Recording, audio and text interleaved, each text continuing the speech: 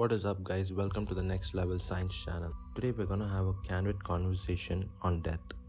Is death just an illusion? Here's what quantum physics reveals about life, death, and consciousness. Death is often seen as the end, an absolute, irreversible cessation of consciousness and physical function. For centuries, every culture has developed rituals, religions, and philosophies to grapple with this final transition. However, a growing body of scientific thought challenges this conventional wisdom. From the enigmatic depths of quantum mechanics to the provocative theory of biocentrism, modern science is beginning to unravel concepts that could redefine our understanding of life and death. Einstein once wrote about his friend Michel Besso. Now he has departed from the strange world a little ahead of me. That means nothing. People like us know that the distinction between past, present, and future is only a stubborn, persistent illusion. This statement resonates deeply with those questioning whether death is truly the end or merely a shift in perception. Could death as we understand it be a construct of our own consciousness rather than a universal truth?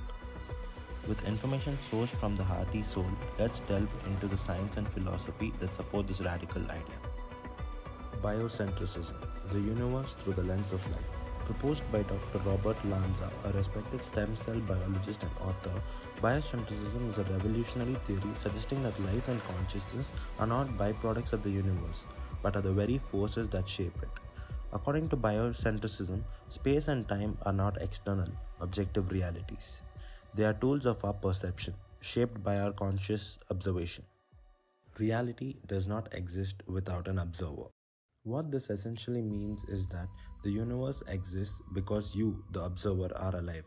If you were not to be alive and not perceiving the universe with your five senses, it would cease to exist. This contradicts traditional materialist views, which hold that the universe exists independently of any observer. But as quantum experiments repeatedly show, observation seems to collapse probabilities into a definite state. Reality may not be out there until we perceive it. Biocentrism places consciousness at the center of the universe. In doing so, it opens the door to re-evaluating what death really means. If the self is not simply the body, its end might not be defined by physical decay.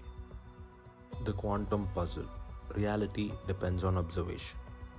Quantum physics further supports this biocentric view by demonstrating that the universe behaves differently when observed. The two-slit experiment. In this landmark experiment, when unobserved, particles act like waves and pass through both slits simultaneously. When observed, they behave like particles and choose one path. This implies that particles, and therefore the building blocks of reality, act differently depending on whether a conscious observer is involved. Entanglement and non-locality. Quantum entanglement shows that particles can be instantly connected across vast distances, what Einstein called spooky action at a distance. This challenges our understanding of time and space and suggests that reality is not locally bound or strictly linear.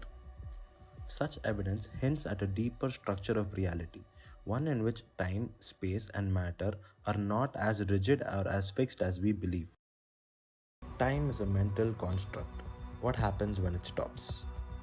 In traditional physics, time flows in one direction: past, present, future.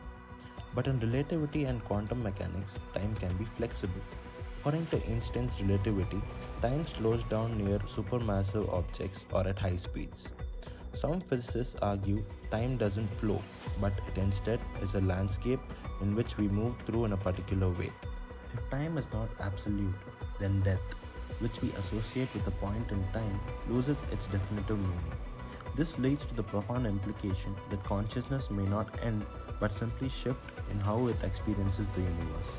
In other words, your body may stop working after death, but the soul inside, or the consciousness, may still be experiencing the same universe with different parameters. Parallel universes and a deathless observer. The many worlds interpretation of quantum mechanics suggests that all possible outcomes of a quantum event happen in separate branching universes. For example, in one universe you die in a car accident. In another, you swerve just in time and survive. In biocentric terms, the conscious self may always continue in some version of reality. Death in one timeline may not terminate consciousness, which would shift to another where survival occurs. This certainly doesn't imply eternal life in the traditional sense, but it rather perpetual continuity in the multiverse. So, at the moment of the accident, if the person thought that his life is over and he gave up, he might have stuck to a reality where death occurred. But if he was determined enough to survive and he wanted to live at any cost, he might have swerved at the last moment and jumped to an alternative parallel universe or timeline where he survived the accident. Even though this concept of perpetual existence in the multiverse is a fresh one to Western minds, this has been the age old tradition in India, where the Bhagavad Gita itself preaches that the soul is eternal and it has no death. Consciousness just keeps jumping between bodies within various timelines until it reaches the final source, the place where it came from.